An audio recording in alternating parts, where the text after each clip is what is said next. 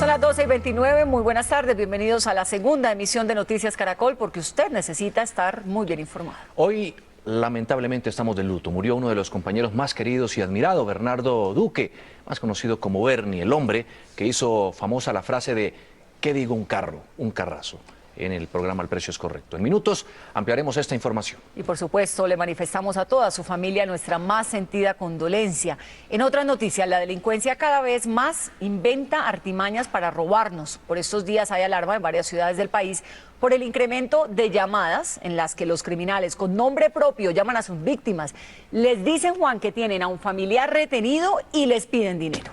Los propios televidentes nos advirtieron de esta situación y el fenómeno crece de manera preocupante. Vamos a ir con César Chaparro, que tiene más detalle de esta nueva modalidad delictiva. César, ¿hay denuncias sobre este tipo de delito?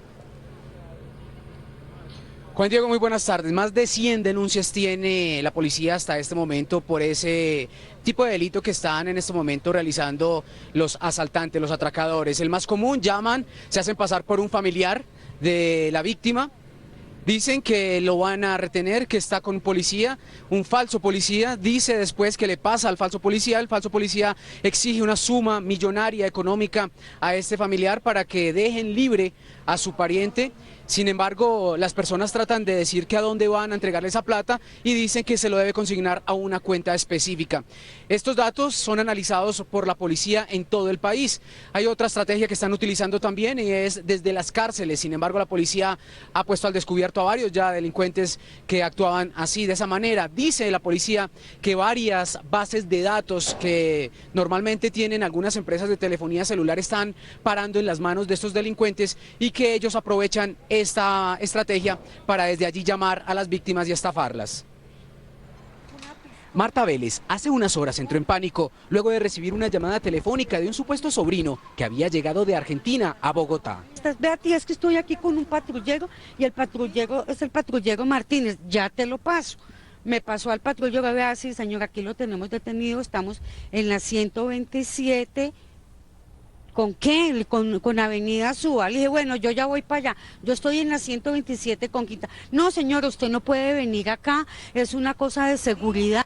El falso policía le exigió 2 millones de pesos para que no llevaran a su sobrino preso. Que él lo habían encontrado con un arma y que pues con un arma eso se llevaba 4 años de cárcel. En esta oportunidad, esta mujer logró poner al descubierto a los delincuentes y no pagó. Pero según la policía, cerca de 100 personas en varias regiones del país sí consignaron y fueron estafadas. Ellos con anterioridad hacen unos trabajos en donde se dedican a ubicar los teléfonos de las diferentes residencias o los diferentes almacenes. Lo pueden hacer a través de los directorios telefónicos o a través de las mismas razones sociales que se colocan en las fachadas de los almacenes. Entregó importantes recomendaciones. Que por favor, cada vez que una persona de estas llame, inicialmente verifiquen y constaten que esta información realmente sea cierta, que hagan que la persona a la que manifiestan que está supuestamente detenida le pase al teléfono y ella misma sea la persona que diga que tiene realmente una novedad, que se cercioren personalmente y no acudan ante el llamado del delincuente solamente por lo que él está manifestando. Denunciar todos los casos para poder llegar al escondite de los estafadores. La policía habilitó la página de internet www.policia.gov.co y la línea 123 para que las personas denuncien oportunamente y entreguen los números telefónicos y las cuentas que han dado los delincuentes para la supuesta consignación. Desde el norte de la capital del país, César Chaparro Pinzón, Noticias Caracol.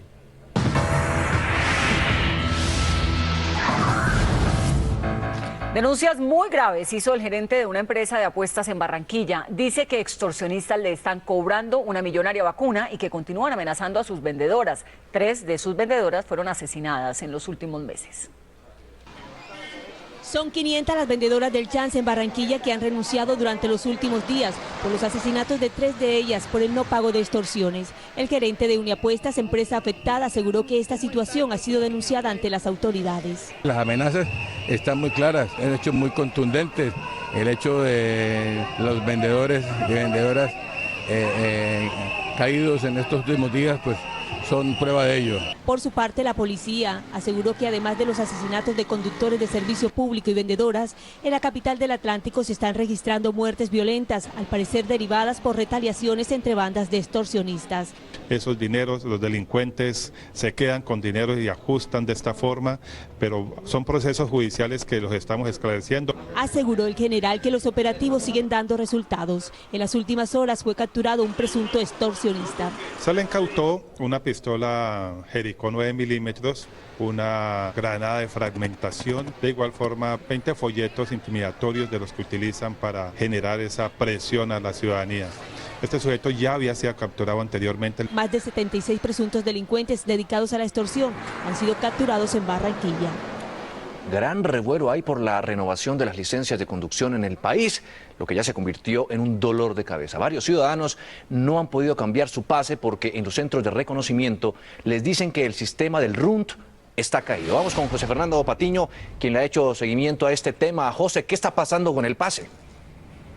Juan Diego, pues ¿qué está pasando con el pase? Resulta que es preocupante la situación, pues miles de ciudadanos a raíz del cambio de pase pues se dieron cuenta que tenían su licencia vencida y han, digamos, llegado a los centros de reconocimiento en diferentes puntos del país y ahí se les ha dicho que el RUNT, el sistema del RUNT está caído. Realmente pues nosotros conocimos que 105 centros CRC de los 287 que hay en todo el país pues están desconectados de este sistema porque según la Superintendencia de Puertos y Transporte pues ya están siendo investigados por irregularidades. Este es el panorama que vimos esta mañana en un centro de reconocimiento en el norte de la ciudad. Pues estoy preocupada porque si no arreglan ese problema, ese sistema, entonces me pueden parar en la calle y me sacan una multa y eso es lo que yo no quiero. Quiero renovar mi pase. Llevamos 3 días viniendo a refrendar la licencia de conducción y no encontramos exámenes médicos en ningún lado. Siempre venimos que no hay sistema, que están implementando un nuevo sistema, pero que no lo han podido reactivar. Pues entramos a uno de estos centros de reconocimiento, precisamente el que está ahí en Niza, en el norte de la ciudad, y nos encontramos con que los mismos funcionarios, pues esa es la información que le están dando a los usuarios, que está el sistema colapsado del RUN. Escuchemos. La plataforma está caída a nivel nacional, porque le están haciendo unas actualizaciones por seguridad, ¿sí? Entonces es por eso. Bien, pues también nos encontramos con las irregularidades, y esto nos lo dijo hace pocos minutos el superintendente de transporte, y pues lo que dijo fue que algunos médicos están haciendo, digamos, certificados sin realmente estar certificados ante el RUN. Y también encontramos que entre las irregularidades, pues algunos médicos estarían entregando estos certificados en diferentes partes del país, estando, digamos, matriculados, por ejemplo, en Bogotá. La gente, dicen, que se le está a veces entregando dinero a los centros de reconocimiento para que les den el pase bajo cuerda, el certificado médico bajo cuerda, y a veces se pueden estar pasando personas que no son aptas para conducir en las calles de Colombia. Esto fue lo que nos dijo. Estas medidas que nosotros hemos tomado en la superintendencia con la puesta en marcha del sistema de vigilancia tecnológico tiene una finalidad y es acabar con los tramitadores y acabar con los certificados falsos que se llevan emitiendo en el país y así asegurar que toda persona que esté detrás de un volante efectivamente cumpla con los requisitos de aptitud físico y mental para poder manejar. Estamos en el centro de reconocimiento de galerías, esto es en el norte de Bogotá, y nos encontramos a varios afectados. ¿Cómo es su nombre y qué fue lo que pasó hoy? Gracias, mi nombre es Ulises Velosa, vengo a hacer mis exámenes de reconocimiento, ningún centro de reconocimiento lo está haciendo, llevo en 3, ninguno lo está haciendo porque dicen que el sistema RUN está fuera del servicio y si el sistema RUN no funciona, el SIN tampoco funciona, entonces no nos van a solucionar, necesitamos que nos ayuden, que nos den unos plazos preventivos con el fin de que ustedes puedan solucionar su plataforma y puedan darle solución a la ciudadanía. Muchas gracias. Muy amable, además también nos encontramos con que dicen que hoy el certificado médico tiene un precio, pero a partir del lunes va a ser otro. ¿Qué le dijeron? En el centro médico del frente del CIM nos dicen que hasta hoy el certificado médico vale 80.000 pesos, pero que a partir de esta mañana a nivel nacional está suspendido la toma de los exámenes y que a partir del lunes, si dan la autorización, va a valer 120.000 pesos. Entonces es ilógico porque vamos a hacer el trámite, pero no tenemos forma de que nos hagan el certificado, entonces no podemos renovar la licencia. Y otro punto es que a partir del lunes, si las licencias están vencidas, seguramente nos van a hacer unos comparendos, entonces no, es ilógica la situación. Pues es preocupante precisamente por eso, aunque nosotros ya dijimos que el cambio del pase está, digamos, dispuesto con respecto a su fecha de vencimiento. Todos los colombianos han salido, porque se han dado cuenta que varios están vencidos, a hacer este trámite y se han encontrado con esta situación lamentable. Juan Diego y Mabel. Es la situación desde el norte de Bogotá. José Fernando Patiño, Noticias Caracol. José, gracias. Y la situación no es solamente de problemas aquí en Bogotá, también hay problemas en Buenaventura, el principal puerto sobre el Pacífico colombiano. Allí los conductores de vehículos de servicio público y particulares que quieran refrendar su pase van a tener que viajar a Cali debido a que el centro para los exámenes médicos de Buenaventura está cerrado. Para la gente del puerto, los costos de renovar la licencia se van a incrementar en más de 130.000 pesos, porque el único centro de reconocimiento no funciona y deben de viajar a Cali. ¿Cómo le parece que en Buenaventura no tengamos un CRS para sacar los exámenes? Eso no tiene presentación, sinceramente. Las autoridades locales reconocen el problema. Claro que se les va a incrementar el gasto porque obviamente pueden hacerlo en cualquier parte, pero trasladarse de aquí a Buenaventura a Cali, eso incrementa los costos de la licencia, es por eso la queja. La secretaria de Tránsito dice que el centro de reconocimiento es privado y que tienen problemas entre los socios. Tienen un problema jurídico interno, los que no han explicado, pero que aproximadamente en 2 semanas estarán abriendo nuevamente sus puertas al público para poder atender a todos los conductores que deseen refrendar sus licencias de conducción. Según la Secretaría de Tránsito de Buenaventura, son 100.000 las personas que tienen este inconveniente de no tener dónde hacerse los exámenes para refrendar su licencia de conducción. Desde Buenaventura, Ángel Alberto Lurduy, Noticias Caracol. El tema de la seguridad y los taxis sigue siendo noticia. Hoy en Bogotá las autoridades realizaron una inspección a más de 300 taxis con el fin de brindar más seguridad tanto a los usuarios del servicio como a los conductores. Cerca de 300 conductores de taxi acudieron al Parque El Tunal de Bogotá para someter sus vehículos a revisiones y verificaciones que permitan incrementar la seguridad. La jornada incluye desde controles mecánicos del vehículo hasta la eliminación de elementos prohibidos. Tiene un polarizado y el señor me dice que si no le quito el polarizado que me hace un comparendo.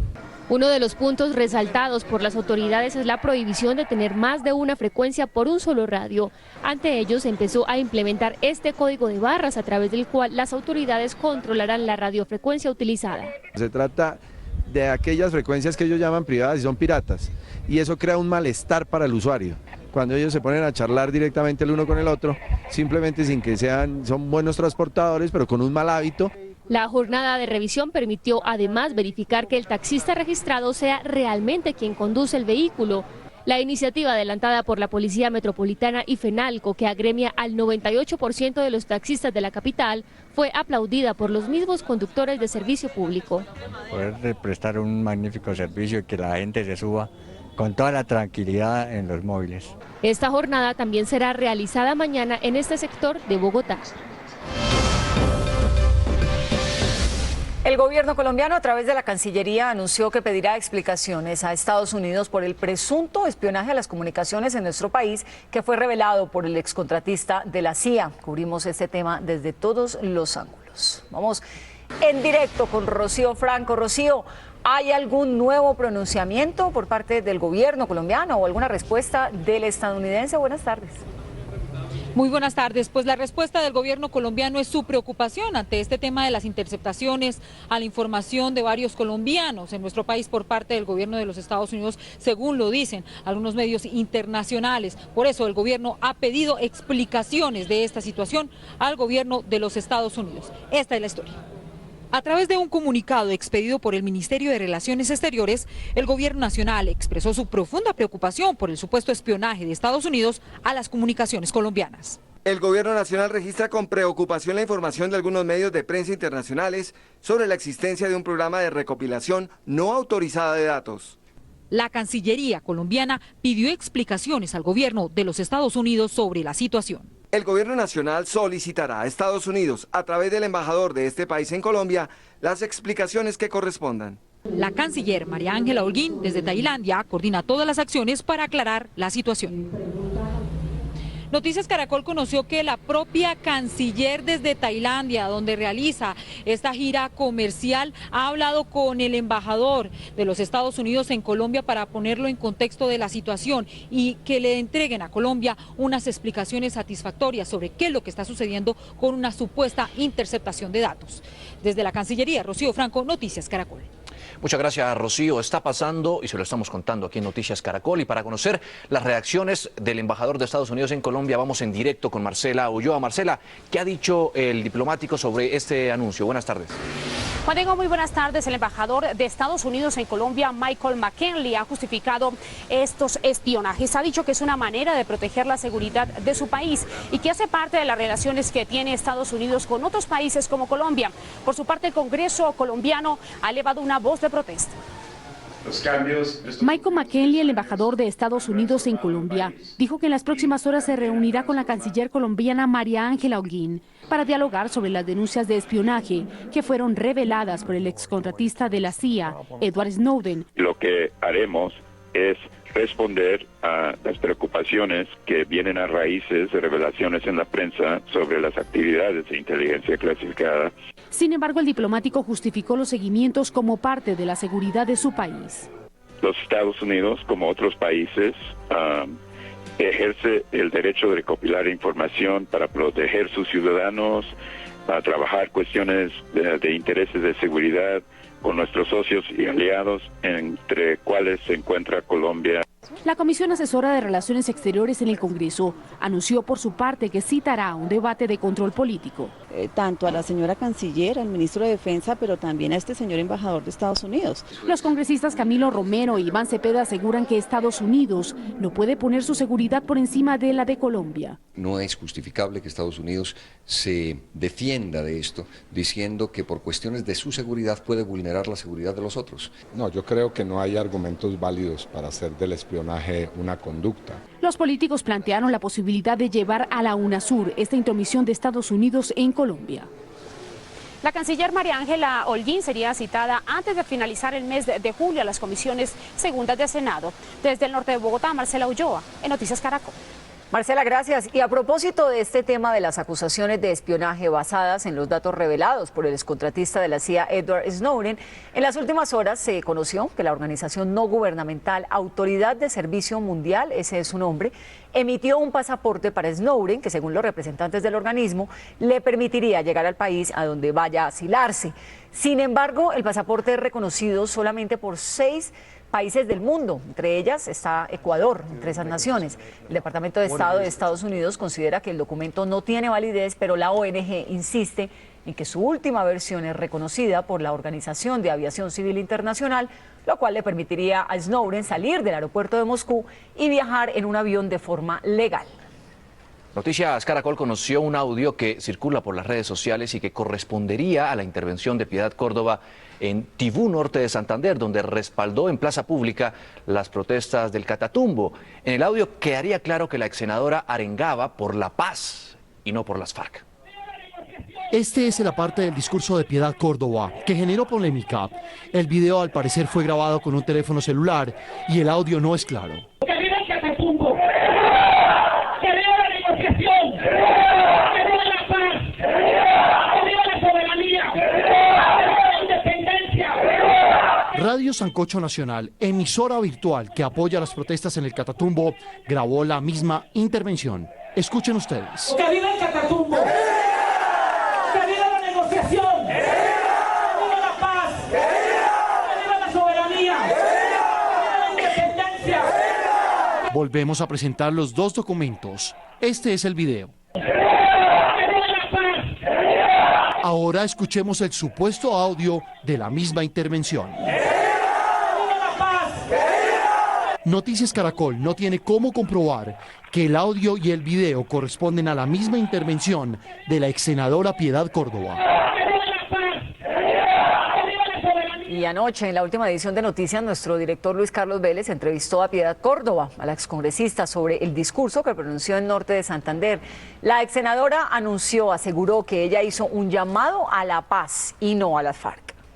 Doctora Piedad Córdoba, muchas gracias por estar con nosotros acá en Noticias Caracol. Y la primera pregunta es, ¿cuál es su opinión sobre este episodio y este video que acabamos de revelar el día de hoy? Pues hombre, es sorprendente porque creo que se está tratando de magnificar una cosa que no existe, que realmente no existió. Yo creo que a mí se me reconoce además por la capacidad que tengo de asumir las cosas que hago, las consecuencias de mis actos, y yo no he dicho en ningún momento que vivan las FARC, sino que viva la paz.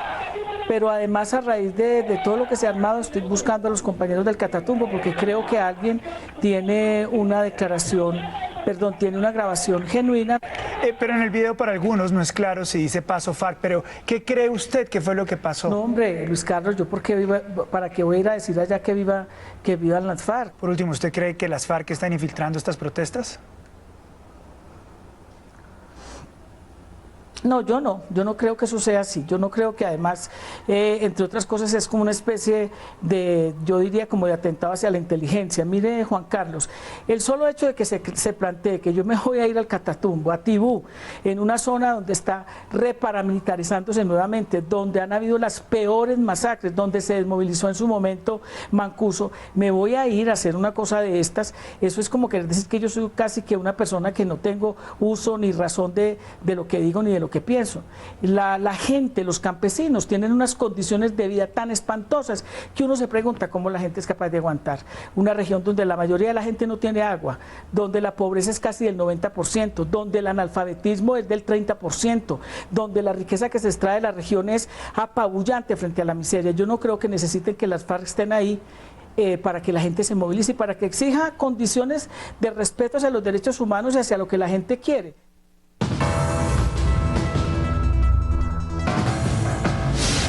12:50 minutos, vamos en vivo a Tibú, donde gobierno y manifestantes adelantan los diálogos para buscar una salida al paro que afecta a la región del Catatumbo desde hace 31 días. Allí está Zulayo Cruz. ¿Cuál es el panorama? Buenas tardes.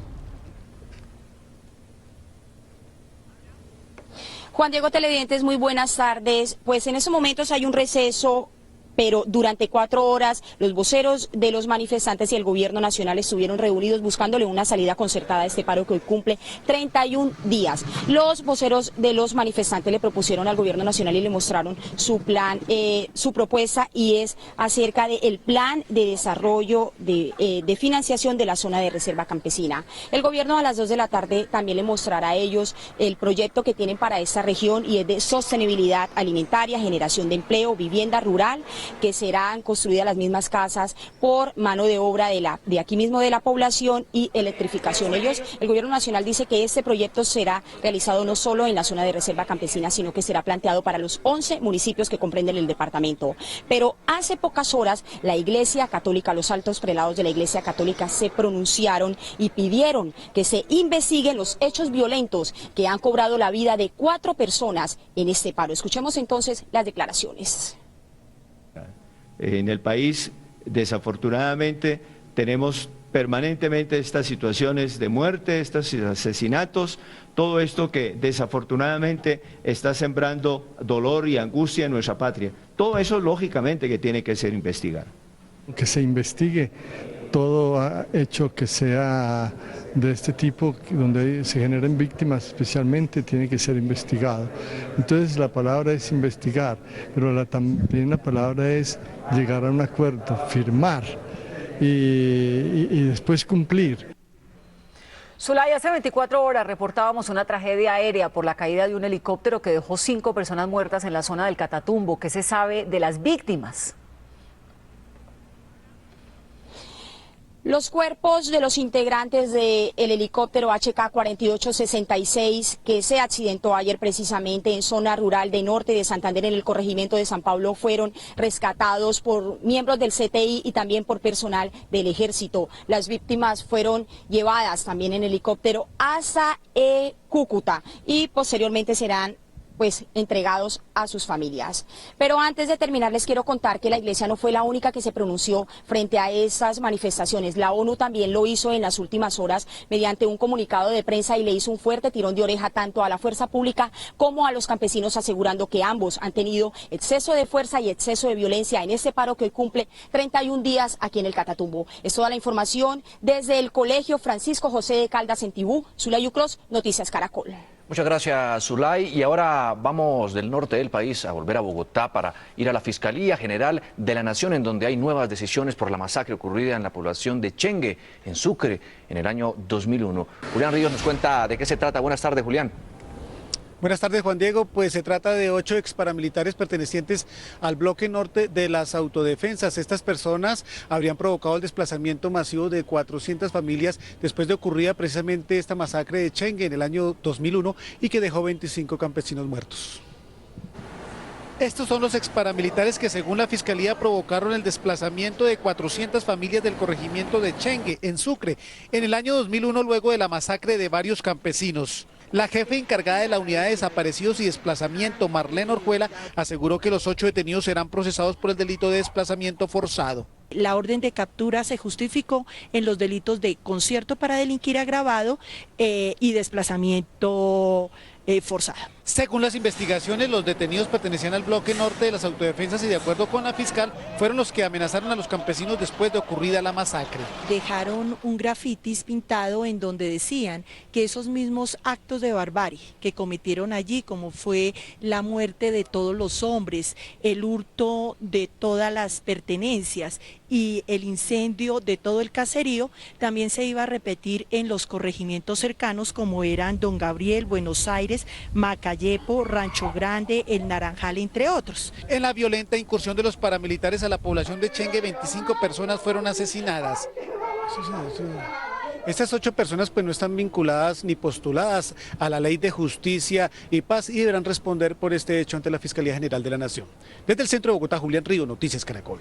Julián, gracias. El alcalde de Bogotá, Gustavo Petro, cuestionó en las últimas horas la investigación que adelanta en su contra la Procuraduría General por el manejo de las basuras aquí en la capital. Vamos en vivo con Juanita Gómez. Juanita, ¿cómo es la historia? ¿Qué fue lo que dijo el mandatario local? Buenas tardes. Los líderes del mañana, o ya lo son. Pero es importante que tengan la mejor educación y una parte de esa educación tiene que ver. Juanita, la escuchamos, Juanita, con su reporte. Dieron más que sí, porque aumentamos las raciones de comida en USME. No solamente bueno, no nos oye. Hola, buenas tardes. El alcalde Gustavo Petro dijo que no tiene garantías procesales y existe un prejuzgamiento en el tema, lo que tiene que ver con el proceso que se adelanta en la Procuraduría por el manejo de las basuras en Bogotá. Él literalmente dijo lo siguiente desde su cuenta en Twitter: el pliego de cargos al prejuzgar las conductas del alcalde de Bogotá solo tiene un objetivo, que no es investigar la verdad, sino destituir. Y minutos después trino lo siguiente: si interés preconcebido en la Procuraduría por destituir no existiera, investigaría por qué se cobró en exceso 500.000 millones de pesos a usuarios. Esto es lo que tiene que ver con el cartel de contratación de Acedo. La Procuraduría no se ha referido a estos pronunciamientos del alcalde, pero nosotros nos encontramos acá en un consejo de seguridad en la localidad de Usme, donde se espera que en los próximos minutos el alcalde se pronuncie. Muchas gracias, Juanita. Pero el procurador ayer en una entrevista en el diario El Espectador dijo que se le iba a garantizar el debido proceso. Muchas gracias por su información. 7 capturados y 14 volquetas decomisadas dejó un operativo adelantado por la Policía Nacional y la Secretaría de Ambiente. Los detenidos fueron descubiertos en flagrancia cuando arrojaban escombros y residuos como tubos de PVC, arena, pinturas, cerámicas y maderas en sitios no permitidos de la localidad de Suba. Las autoridades suspendieron las actividades en este predio como medida preventiva y anunciaron que abrirán un proceso sancionatorio a su propietario. La multa que podría pagar este hombre podría llegar hasta los 5.000 salarios mínimos mensuales legales vigentes. 12:57, esta es una noticia buena. Fueron rescatados sanos y salvos 2 trabajadores que estuvieron atrapados durante 7 horas en una mina de extracción de oro en el municipio de La Sierra, en Cauca. A 50 metros bajo tierra habían quedado estos 2 hombres dedicados a la extracción artesanal de oro, tras el derrumbe del socavón ubicado en zona rural de la Sierra Cauca. Pero la angustia para sus familiares y amigos culminó cuando fueron sacados del interior de la mina. Se hizo el rescate y yo muy desesperado porque allí estaba un miembro de mi familia y un compañero de mi hijo. La pico y pala tocó a todo el mundo porque no había con qué otra herramienta para poderlos librar de esta tragedia que tenían los muchachos. Al sitio llegaron unidades de la Defensa Civil, bomberos y decenas de habitantes de la región para ayudar con los trabajos del rescate. Gracias a Dios, o sea, la colaboración de toda la gente, todos los amigos se unieron y se hizo un gran trabajo y darle gracias a Dios por rescatar 2 personas con vida. O sea, algo complicado porque después de salir de bajo tantos metros de tierra, afortunadamente salieron vivos. Después de 7 horas de permanecer atrapados en este socavón, los 2 mineros salieron prácticamente ilesos. Una vez afuera, recibieron atención médica para descartar algunas lesiones que comprometieran su integridad. Gracias a Dios todos salieron bien. A pesar del accidente, los 2 hombres dijeron que continuarán con esta labor, aunque no cuenten con las medidas necesarias para hacerlo.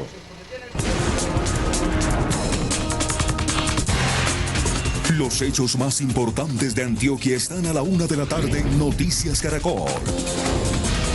Una mirada más profunda, más analítica, más detallada. A la 1 de la tarde, Noticias Caracol es Antioquia. Noticias Caracol, primero en noticias.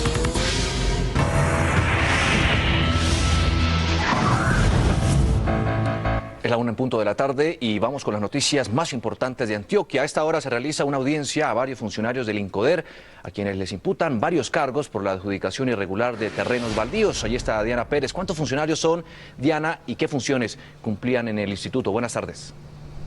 Hola, muy buenas tardes, Juan. Mire, son 15 funcionarios en total los que están implicados en este caso, pero le están haciendo audiencia a 4 de ellos, que son Gerardo de Jesús Ochoa, exdirector del INCODER en Antioquia, asimismo a Francisco Horacio Ceballos y Alejandro Londoño, que fueron contratistas del INCODER, y uno que no fue a la audiencia porque no fue notificado, que fue Andrés Felipe Álvarez, y aseguró su abogado, que se llama Luis Roberto Herrera, que son varios los cargos los que se les imputan. Eso es lo que dijo.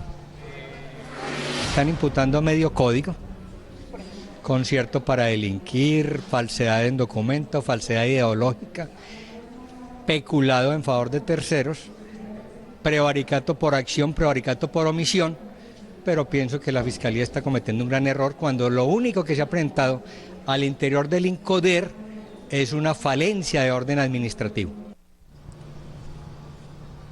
La Fundación Forjando Futuros aseguró que fueron adjudicados más de 3.000 títulos, 27.000 hectáreas en Antioquia. Mire, un caso de ellos es el de la señora Blanca Inés Martínez, una particular a la cual funcionarios le adjudicaron un título donde ella aseguraba que solamente eran 67 hectáreas, que era lo básico para dar, pero cuando llegaron las autoridades como a hacer la revisión fueron 150 hectáreas. Y encima de eso ella aseguró que solamente era para agricultura y era para ganadería. Pues casos como estos son los que están llevándose a cabo en la audiencia que todavía se realiza hasta ahora en el Palacio de Justicia. Esta es la información que tenemos desde Medellín. Diana Pérez, Noticias Caracol. Diana, con una linda vista de Medellín desde donde está, seguimos en la capital antioqueña. Es una ciudad que no deja de sorprender por su eficiente sistema de movilidad. Juan Pablo López, llega ahora el tranvía a la capital antioqueña. Adelante con su información. Hola Vanessa, buenas tardes. El tranvía de Ayacucho es uno de los sistemas más modernos de transporte masivo que se va a ejecutar en el país. Las imágenes que ustedes van a ver a continuación corresponden a cómo quedará ese sistema de transporte masivo y además las obras que se están haciendo en este momento por la vía Ayacucho, una de las más importantes del país. El tranvía va a comunicar al centro de Medellín con los barrios de la comuna 9 y 10, sobre todo con Buenos Aires, con la comuna 8, y además también va a tener 2 cables adicionales que va a abastecer el sistema de transporte masivo pues ahí en esa zona. El tranvía de Ayacucho es otro orgullo de Medellín, esta Medellín que es innovadora y que no para de sorprender, como usted lo decía. Este tranvía va a tener integración al sistema del metro de Medellín y del Metro Plus y además de las rutas integradas de transporte. Esperamos tenerlo en funcionamiento en el primer trimestre del 2015. Les tenemos otra noticia y una pregunta. ¿Ustedes qué harían si su hijo o si su niño cercano se traga una moneda? Y además, ¿qué harían si en la EPS le dicen que se trata de una afección respiratoria? Esa es la historia. Los familiares de Miguel Ángel empezaron a sospechar que algo no andaba bien cuando el niño de 4 años no recibía comida, mostraba dificultades para respirar y su pecho estaba inflamado. Empeoraba sus síntomas, con mucho dolor en el pecho y la comida se le devolvía. Lo mandaron para la casa, empezó a empeorar con el dolor en el pecho, con arritmia cardíaca. Una moneda como estas tuvo Miguel Ángel en su esófago por cerca de 15 días. Los primeros diagnósticos de esta EPS determinaron, según sus familiares, que se trataba de una enfermedad respiratoria. Dijeron que no lo podíamos traer para la casa, que era un simple resfriado que le podía provocar una neumonía. La familia de Miguel Ángel lo llevó por sus propios medios a un hospital de primer nivel, donde a las pocas horas fue intervenido quirúrgicamente y le fue extraído el cuerpo extraño. La abuela del niño cree que Miguel no hubiera sobrevivido sin la intervención inmediata. El niño hubiera muerto en cuestión de 24 horas adicionales. Noticias Caracol intentó obtener la versión de la EPS Sura, en donde Miguel recibió las primeras atenciones. Sin embargo, aseguraron que los voceros autorizados no estaban disponibles y que se pronunciarían apenas conocieran más detalles del caso. Miguel Ángel perdió 8 kilos, ya está estudiando por fortuna y la familia ha anunciado que va a demandar a la EPS Sura por lo que han considerado un caso de negligencia médica. Información por el momento desde Medellín, Juan Pablo López Velázquez, Noticias Caracol. Muchas gracias, Juan Pablo. Y a propósito de este tipo de accidentes, el Instituto Nacional de Medicina Legal reportó que en lo ocurrido de este año, 163 menores de edad murieron accidentalmente en Colombia.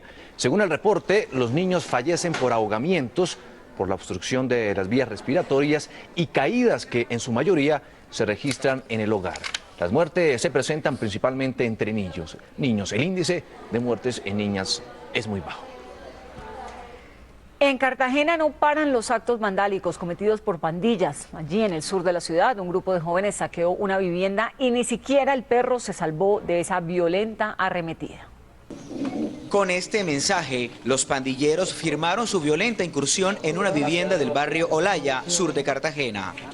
Ni la mascota de la familia se salvó de ser blanco de los pandilleros. Comenzó a ladrar y encima le mocharon la cola. Les han matado, que así como cogieron al perro, cogen a otra persona. Lorena Palacio dice que pudo salir de su vivienda por la puerta trasera antes que los vándalos ingresaran a robar sus pertenencias. ¿Qué podemos hacer aquí? ¿Qué podemos hacer aquí con ellos? Si ellos se meten con changones, vienen a robar, vienen a hacernos daño. El secretario del Interior de Cartagena, Javier Doria, asegura que más de 250 jóvenes dejaron de integrar pandillas, pero aún existen quienes se dedican a infringir la ley. Si hay muchachos que están dentro o fuera de nuestros programas, que están incurriendo en actividades delictivas en la ciudad, necesariamente tienen que ser judicializados. Eso es lo que ordena la ley. Hasta el momento, la policía no ha reportado capturas por el robo a la vivienda de Lorena, debido a que la comunidad afectada no ha denunciado a los autores materiales, a pesar de estar identificados. A propósito de Cartagena, un tema para los candidatos a la alcaldía es que pues están en campaña, una campaña ardiente en medio de rumores sobre compra y venta de votos y una evidente polarización política. La ciudad elegirá su nuevo mandatario. Las autoridades extreman los operativos en la ciudad. En Cartagena, la registraduría ultima detalles para garantizar eficacia y transparencia en las elecciones atípicas del domingo próximo. Realizamos simulacros de preconteo, de pruebas de cargue del software. De igual forma realizamos simulacros de escrutinios. Uno de los elementos novedosos será la utilización de la llamada raqueta biométrica, un dispositivo que permite verificar la identidad de los electores antes de acceder a los cubículos. Por su parte, la Fuerza Pública ya tiene vigente el operativo de seguridad para evitar alteraciones o tradicionales prácticas electorales como la compra y venta de votos. Desde el día de ayer hemos empezado a recorrer la ciudad con operativos especiales con el fin de garantizar estos comicios. Estos operativos pues se van a incrementar el día sábado y el día domingo, el día de elecciones. Entre sábado y lunes está prohibida la venta y consumo de licor, la circulación de motos con parrilleros, el porte de armas y el transporte de cilindros y escombros. Desde dos esquinas, Wilson Borja, un curtido dirigente sindical, y Miguel Navas Meisel, un empresario con experiencia en el sector público, están en la lucha por llegar a la alcaldía de La Heroica. Veamos quiénes son y cuáles son sus propuestas. Como un defensor de los derechos de los trabajadores, se definió el excongresista de izquierda Wilson Borja, quien aspira por el partido Polo Democrático Alternativo a ser el próximo alcalde de Cartagena. No le llega a la ciudadanía Cartagena está dividida en dos, la del norte, que es la de los blanquitos, la de los ricos, incluyéndome a mí que vivo en el norte, y la del sur, que es la que produce la riqueza, y la riqueza la gente del sur no la ve. Según Borja, lo primero que hará al llegar al primer cargo administrativo de la Heroica será priorizar la situación fiscal del distrito. Los que tienen plata son los que logran medida de descuento del 30% en el pago del predial, diciendo que es una medida igual para todos. No, no es igual. En otro extremo político se encuentra el empresario Miguel Navas Meisel, quien dice tener como carta de presentación su experiencia en la administración pública. Son 2 años y medio en donde hay que no improvisar, hay que aprovechar el tiempo, rectificar el rumbo de la administración. Para llegar a la alcaldía de Cartagena por el Partido Conservador, Miguel Navas tiene como aliados a los líderes cívicos. Los líderes cívicos se han empoderado de este proyecto. Ellos quieren el día de mañana tener una participación que es muy importante, porque así ellos en el gobierno podrían jalonar que los recursos del distrito se canalicen hacia responder a las necesidades muy sentidas de ellos. Para Navas Meisel, la educación y la salud son los sectores más importantes a priorizar en la ciudad de Cartagena. Los dos candidatos con mayor opción a ocupar la alcaldía de Cartagena en un cara a cara decisivo. Dionisio Vélez y María del Socorro Bustamante debaten en exclusiva con Luis Carlos Vélez todos los temas de interés para el Corralito de Piedra. Debate por la alcaldía de Cartagena. Hoy en las emisiones de Noticias Caracol 724 y Blue Radio. La policía capturó en Bogotá a una mujer señalada de reclutar a las jóvenes que luego eran supuestamente abusadas por el pastor Álvaro Javier Gámez. Cabe recordar que a Gámez los indican de haber violado a por lo menos 27 mujeres, argumentando que de esa manera encontrarían la gracia de Dios. Después de 6 meses de seguimiento, los agentes del Gaula llegaron hasta esta casa en Suba, noroccidente de Bogotá, donde se escondía Tatiana Tulcán Becerra. La mujer es señalada por la policía de ser la reclutadora de jóvenes para el pastor Álvaro Javier Gámez Torres. Dice ser religiosa de la comunidad Salem, que fue fundada en la ciudad de Pasto por el pastor Gámez. Y como le comentaba, ella era la persona encargada de convencer a las menores y a las mujeres que les gustaban al pastor, convencerlas que iban a ser bendecidas mediante acto sexual. El general Humberto Guatibonza, director del Gaula, recordó que Gámez, quien se hacía llamar el apóstol de una comunidad religiosa, fue detenido en Honduras, donde se escondía de 27 mujeres que lo denunciaron por abuso sexual. Y su presunta cómplice también huyó de Colombia, pero unos meses después regresó pensando que la justicia ya no la buscaba. Tuvimos la información la última semana que estaba en Bogotá. Estaba manejando un bajo perfil, estaba en una casa de familia. Tatiana Tulcán, expareja sentimental del pastor, según aseguró la policía, fue trasladada a Pasto, donde será presentada ante un juez de garantías para que responda por el delito de acto sexual abusivo. César Chaparro Pinzón, Noticias Caracol.